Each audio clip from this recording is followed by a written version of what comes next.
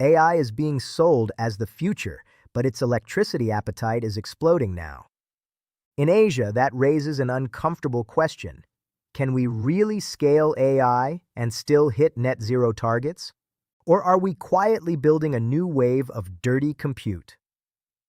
In this episode, we'll unpack the tension between AI's power demand and Asia's decarbonization goals, focusing on real choices around renewables, fossil power, and what counts as green in practice.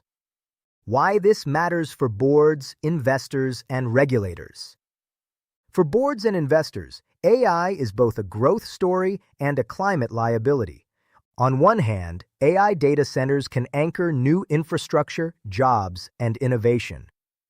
On the other, they risk driving up fossil generation and emissions just as countries commit to net zero. Regulators and NGOs are already starting to scrutinize how green AI really is. Getting this wrong could mean stranded assets, reputational damage, and policy backlash. Most Asian economies have pledged mid-century net zero or strong emissions reduction targets. But their power systems are still dominated by coal and gas. At the same time, AI-driven data center demand is surging, often at double-digit annual growth rates in key hubs. If new AI load is simply layered on top of a fossil-heavy grid, emissions rise, even if individual operators buy green certificates. The key question becomes, does AI help accelerate clean power build-out, or does it lock in more fossil capacity? To make sense of this, we'll use 3 layers. Layer 1, grid reality, the actual mix of generation feeding the system. Coal, gas, hydro, nuclear, wind, solar. Layer 2, procurement strategy, how data centers buy power. Standard tariffs, PPAs, RECs, on-site or off-site renewables. Layer 3, system impact, whether their choices trigger new clean capacity, change dispatch, or just reshuffle paper. We'll apply this framework to major AI data center hubs in Asia. Let's map the main AI data center hotspots. In Southeast Asia, think Singapore, Johor, Jakarta, Bangkok, and Ho Chi Minh City. In North and Northeast Asia, coastal China, Tokyo, Osaka, Seoul, Incheon, and Taiwan. In India, Mumbai, Chennai, Hyderabad, and Delhi NCR. Each sits in a very different grid context. Some depend heavily on coal or gas, others have more hydro or nuclear. That context shapes how hard it is to make AI compute genuinely low carbon. Case 1. Singapore and Johor. Gas-heavy grid, green promises. Singapore and Johor are perfect examples of the gap between marketing and physics. Singapore's grid is dominated by imported gas. Johor taps Malaysia's hydro, gas, and coal. Neither is yet majority renewable. Yet both markets are attracting AI and data center projects that loudly commit to 100% renewable energy. The real question, are those commitments driving new renewable capacity in the region, or just shifting existing green electrons and certificates around? Case 2, Japan and Korea. Nuclear, LNG, and offshore wind. Japan and Korea rely heavily on LNG and coal, but also have nuclear in the mix. Both are betting big on offshore wind to decarbonize. AI clusters in Tokyo, Osaka, Seoul, and Incheon sit on grids that are mid-transition. Cleaner than some coal-heavy systems, but not yet close to net zero. Their pathway to green compute runs through 3 channels: reviving or sustaining nuclear where politically acceptable, ramping offshore wind and solar, and using interconnectors and storage to manage variability. How fast those channels grow will determine whether AI accelerates or delays national targets. India's data center hubs, Mumbai, Chennai, Hyderabad, Delhi NCR, are growing on grids where coal still supplies a large share of electricity. At the same time, India is adding solar and wind at world-class pace, with multi-gigawatt parks and ambitious targets. AI workloads arriving now will initially sit on a relatively carbon-intensive system, but can, in theory, be paired with new renewable capacity through PPAs and hybrid projects. The decarbonization outcome hinges on whether those AI contracts truly fund additional clean generation or mostly rely on the existing mix. Now let's look at why 100% renewable claims are often misleading. Many AI and cloud companies claim they run on 100% renewable energy. Often, this means they buy enough renewable energy certificates, RECs, annually to match their total consumption, regardless of time and location. In practice, the grid serving their data center may still be mostly fossil-fired at the hours when AI workloads are highest. Boards need to understand that certificates are an accounting tool. They don't automatically mean the underlying compute is net zero in physical terms. While RECs can play a positive role, they create an extra revenue stream for renewable projects and standardized claims. However, when they are cheap, unbundled, and not time-matched, they risk becoming a form of greenwashing by spreadsheet. For AI and data center operators serious about decarbonization, RECs are a starting point, not an end point. They should be complemented with deeper procurement strategies that actually change capacity and dispatch. Power purchase agreements, PPAs, are where AI can truly move the needle. A long-term PPA gives a wind or solar developer enough certainty to build new capacity that might not otherwise happen. That is the core concept of additionality. Off-site PPAs, combined with guarantees of origin, let a data center in a fossil-heavy grid finance clean generation elsewhere and claim a real impact on the system. In Asia, corporate PPA markets are uneven, advanced in some countries, nascent or constrained by regulation in others, which directly affects how green AI can be.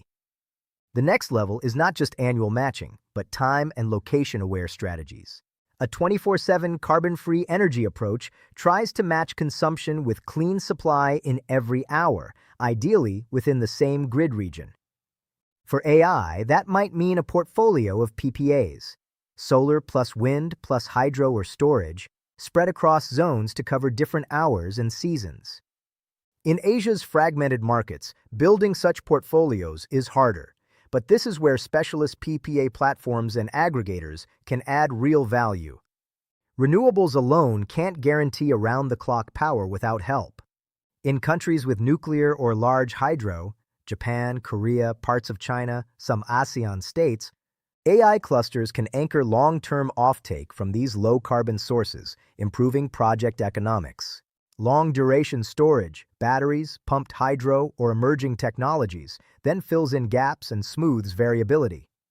From a system perspective, AI workloads that are flexible in time can be paired with these resources to keep both emissions and costs down.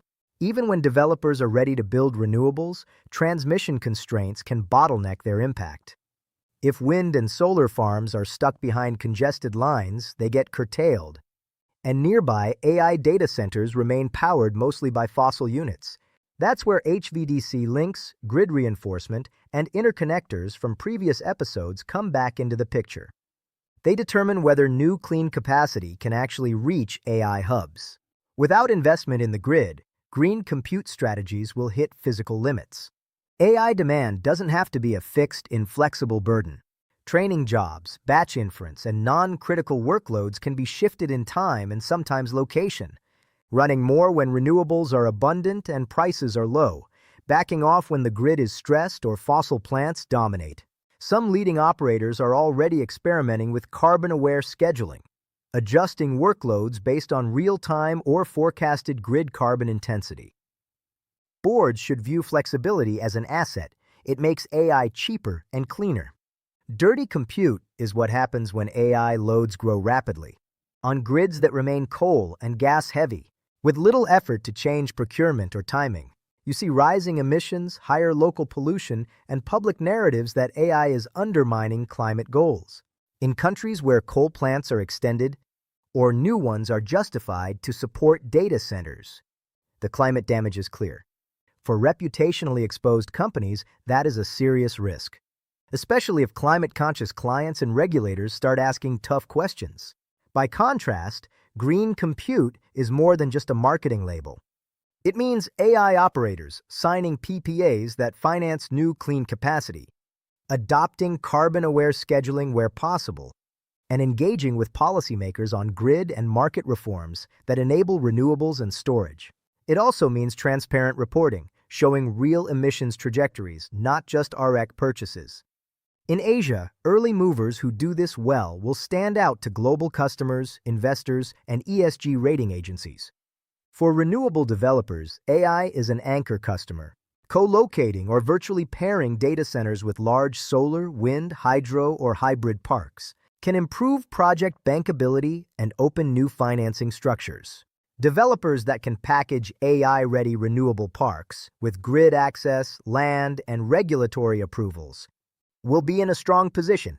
This is an obvious space for partnerships and co-development between AI operators, developers, and infra funds. Specialist PPA platforms and brokers have a major role in Asia's complex regulatory landscape. They can aggregate load, structure cross-border deals where allowed, and help corporates navigate legal and policy hurdles. Certification bodies, tracking additionality, 24/7 matching, and supply chain emissions will also become more important as scrutiny grows. For these players, AI's growth is not just a challenge, it's a high-margin service opportunity around structuring, verification, and advisory. AI in Asia can absolutely align with net zero, but it won't happen automatically. It will depend on where data centers are built, how they buy power, how flexible their workloads are, and how quickly grids and markets evolve. My work sits exactly at this intersection, helping AI operators, renewable developers, and investors design power strategies that are both bankable and credible on climate. If your organization is planning AI or data center builds in Asia and wants to turn green compute from a slogan into a concrete roadmap, PPAs, portfolios, and certifications, there's a link in the description where we can talk.